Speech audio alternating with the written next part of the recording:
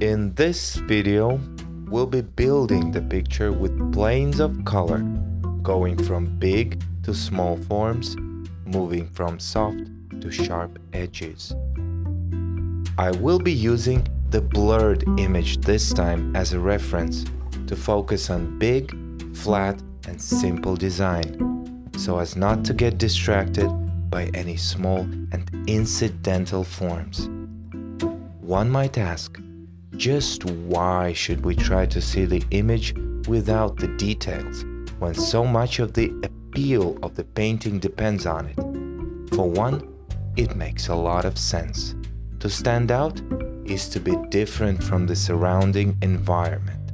So for something sharp, small, like a detail to be dominant, we must create a broad and soft foundation for it. Within the demo, the work goes through three main stages. First, I place the biggest planes next to each other, brushing them together ever so slightly. Then, I place the medium-sized planes inside the big ones, joining the resulting planes together by means of light blending with a clean brush. Finally, I place the smallest planes on top of the medium ones. This soft method is surprisingly fun. Working in this fashion resembles a game of hide and seek. The aim is to discover the smaller shapes hiding in the bigger ones. Throughout the clip, you will see me finding new color planes and then losing them again in the masses of the big, foggy picture, or sometimes moving the planes around to find the right or better placement for the part. Whatever I do, I try always to see how the newly found plane fits in the scheme of the overall design, seen without the focus and at the distance. To quote the master of 19th century portrait painting, John Singer Sargent, "If you work on a head for a week without indicating the features, you will have learned something about the modeling of the head." In other words, this method is creative, welcoming the change at any given moment. It allows you to study the form in its interrelatedness of elements, taking the visual experience as a play of background, middle ground, and the foreground. The amount of finish you wish to give to the painting is entirely up to you. In fact, you can stop at any given moment. If you have studied your big color planes, the truth will be there, detail or not. So in your own practice, you will find just the right balance of softness and sharpness to satisfy your artistic taste. Speaking of taste, this soft method can be compared with slow cooking, where at first the main ingredients are prepared and mixed together, and only when the flavors begin to blend, the spices are added to complement the dish.